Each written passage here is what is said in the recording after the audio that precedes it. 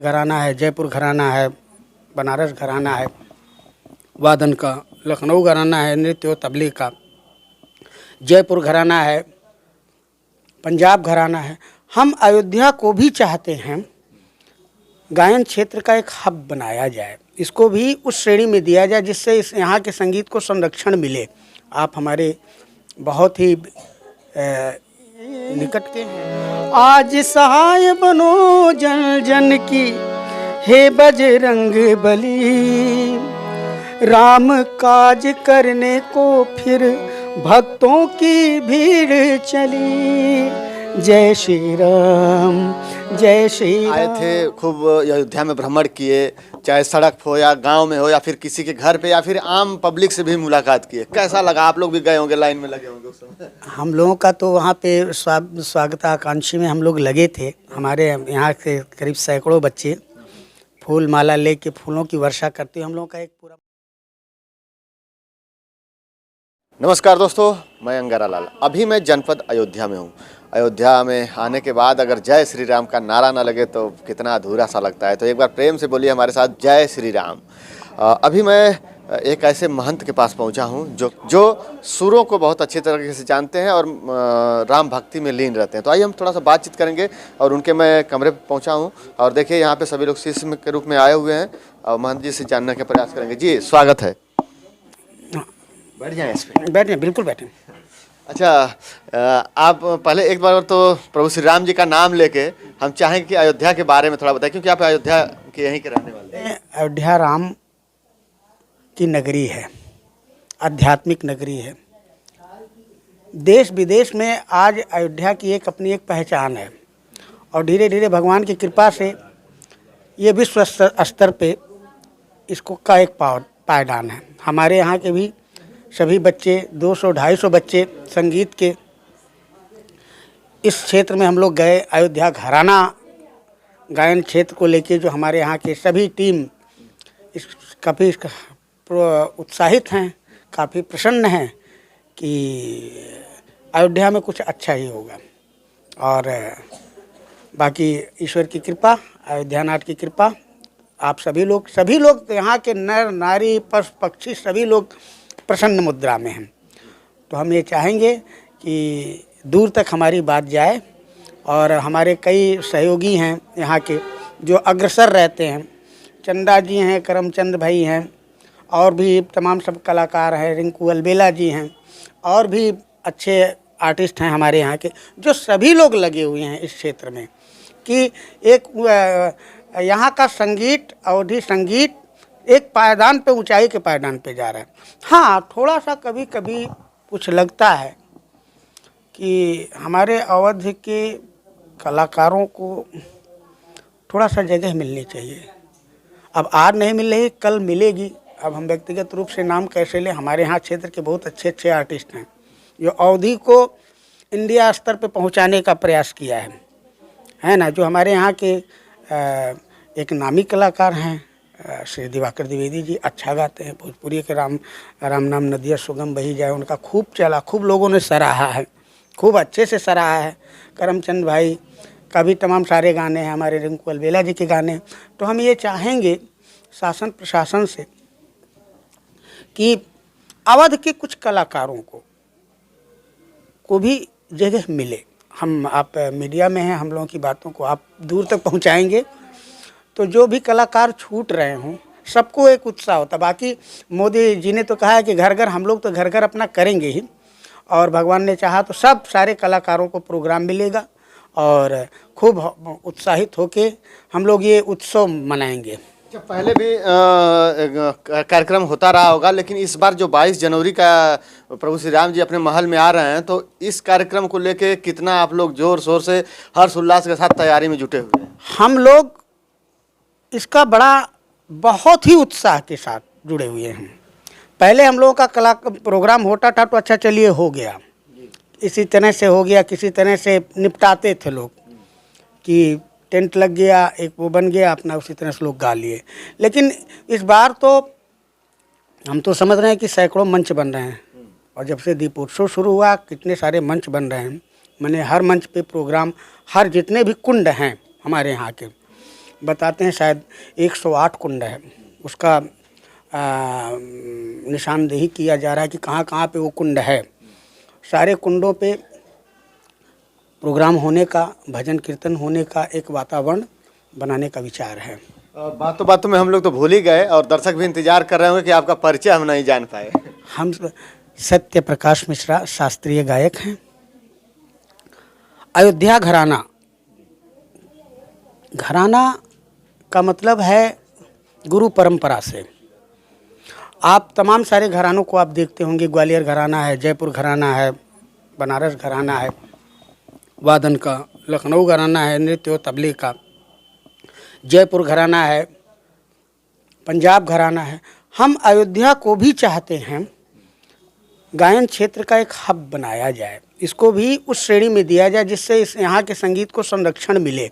आप हमारे बहुत ही निकट के हैं और आप बहुत ही शुभचिंतक हैं। मीडिया बंधु हमारी जिस दिन चाहेगी, हमको भी यहाँ के भी संगीत को प्रश्रय मिलना शुरू हो जाएगा शासन के महाराज जी, आप तो जब ये संगीत की बात करें तो संगीत बहुत पहले से चला आ रहा है। प्रभु राम जी का भी दरबार लगता रहा होगा, तो उस समय भी जो है एक तरफ संगीत बजती रही होगी और आज भी दरबार लगने वाला है 22 तारीख को। तो कैसे क्या तैयारी है? हम चाहेंगे कुछ भजनों के माध्यम से और उस संगीत को थोड़ा, जिससे हमारे दर्शक भी प्रसन्न हो और प्रभु श्री राम जी का भी जो है सीधा। मेरा हारमोनियम मंगवा देते तो वहाँ से। हाँ बिल्कुल। तो देखिए महाराज जी अब उन सुरों को अपने हारमोनियम के माध्यम से बहुत अच्छे तरीके से आप लोग को सुनाने का प्रयास करेंगे। हाँ, जमाना बदला, पहले प्रभु श्री राम जी के दरबार में इस तरह से गायन कार्यक्रम होता रहा होगा, लेकिन उस समय का साजबाज कुछ और रहा होगा और बढ़ती टेक्नोलॉजी, बढ़ते समय के साथ जो है अब नई टेक्नोलॉजी और बहुत, अब तो हारमोनियम का भी सहारा नहीं लिया जा रहा है। ऐसे ऐसे सॉफ्टवेयर, ऐसे ऐसे सिस्टम आ गया है जो कंप्यूटर से बैठे बैठे केवल वॉइस दीजिए और सब कुछ रेडी। लेकिन उसी तरह प्रभु श्री राम जी भी जो है अपने महल में आ रहे हैं। तो अभी बाबा जी तैयारी में हैं, चलिए सुनते हैं। देखिए, पहले का जो, जैसा आपने प्रश्न किया, पहले का संगीत जो होता था प्रबंध गान होता था। प्रबंध गान में किसी एक विषय को विस्तार पूर्वक गाया जाता, उसमें भी ताल, लय, स्वर सब कुछ होता था, राग रागनियाँ सब होती थी। धीरे धीरे वो परिवर्तित हुआ, ध्रुपद धमार में आया, ध्रुपद धमार ने लिया। धीरे धीरे ख्याल का भी जन्म हुआ, ख्याल की भी अपनी एक जगह बनी। तो हमारे अयोध्या का जो गायन शैली है जो भावपूर्ण है, भक्ति प्रधान गायकी है। इसमें भाव रस का, भक्ति रस का ज़्यादा से ओतप्रोत जो भी रहा है, जो भी पदें गाई जाती रही हैं। तो अब धीरे धीरे युग बदल रहा है। पहले हम लोग गाते थे कि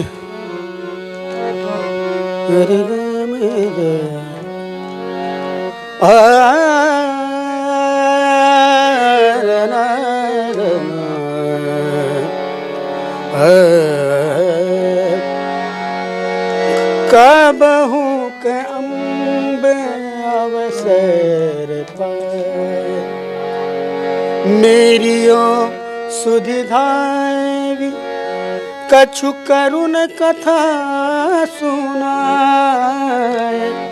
कबहू के अम्बे अवसर पाए, तो कबहू के अम्बे अवसर पाए विनय पत्रिका के पदों को हमारे यहाँ के कलाकार लोग गाते थे और धीरे धीरे उसका रूप परिवर्तित हुआ। अभी हम लोग नए गीतों की तरफ चलते हैं जो आजकल के पैटर्न पे कुछ गाने को गाते हैं कि जो आम जनता को सुलभता से समझ में आए। तो अभी मेरे पास एक बड़े अच्छे राइटर का गीत आया था, मैं उसको गाने का प्रयास करता हूँ कि आज सहाय बनो जन जन के, हे बजरंग बली। आज सहाय बनो जन जन की, हे बजरंग बली। राम काज करने को फिर भक्तों की भीड़ चली। जय श्री राम, जय श्री राम, जय श्री राम, जय श्री राम। आज सहाय बनो जन जन की, हे बजरंग बली, आज सहाय बनो जन जन की, हे बजरंग बली।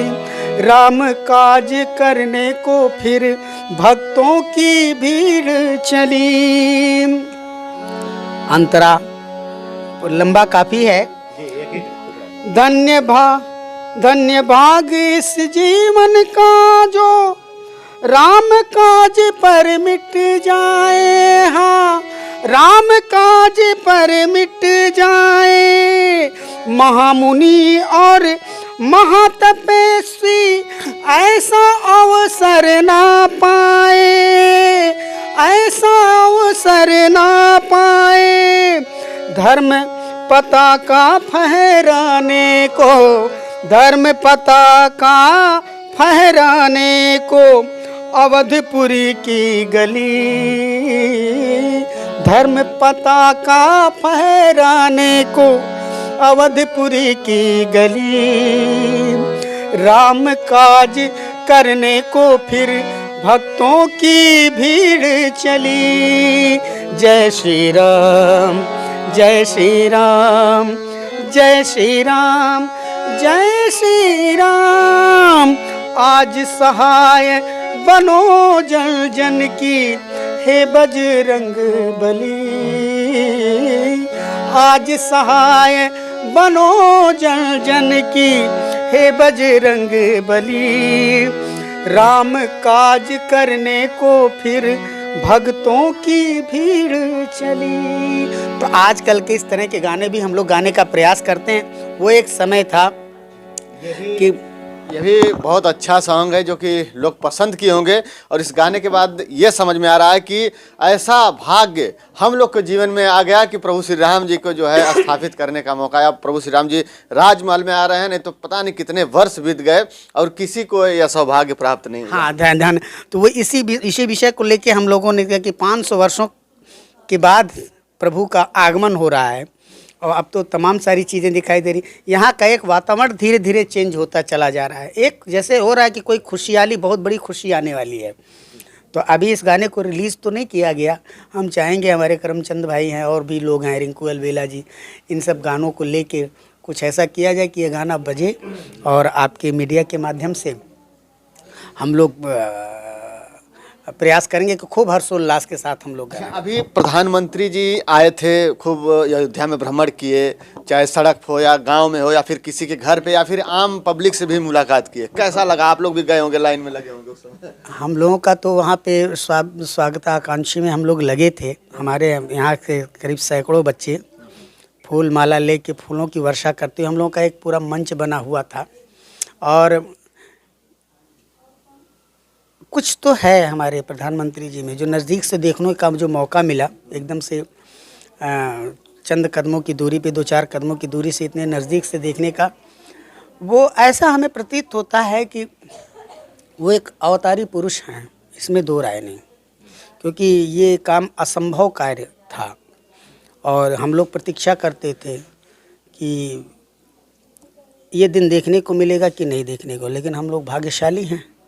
ये सारा श्रेय हम तो ये मानते हैं कि हमारे प्रधानमंत्री, यशस्वी प्रधानमंत्री और हमारे यशस्वी महंत योगी नाथ जी का जो है, मुख्यमंत्री जी का योगदान है, इसमें काफ़ी योगदान है और अयोध्या को सजाने का काफ़ी योगदान है। बहुत लोगों के माध्यम से ये भी मुझे सुनने को मिला है कि जैसे प्रभु श्री राम जी मानव का रूप, भगवान खुद मानव का रूप ले करके समाज में जन कल्याण के लिए अवतार लिए थे, और उसी तरह से कुछ लोग कह रहे हैं कि प्रधानमंत्री जी और मुख्यमंत्री जी राम लक्ष्मण के रूप में यहाँ पे आए हुए थे। निःसंदेह इसको कहा जा सकता है, बिल्कुल कहा जा सकता है। ये साधारण कार्य नहीं था कि एक पत्ता भी नहीं टूटा और इतने आसानी से इतना बड़ा कार्य हो जाए, ये आसान कार्य नहीं था।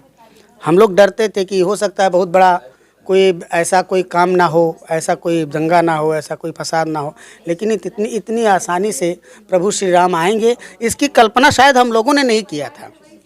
और पीछे की सरकारों में क्या था, हम किसी सरकार को दोषी बनाए कि क्या काल परिस्थिति कैसी थी, हम ये नहीं कह सकते, लेकिन निःसंदेह इस शासन में कुछ अच्छा ही हुआ है।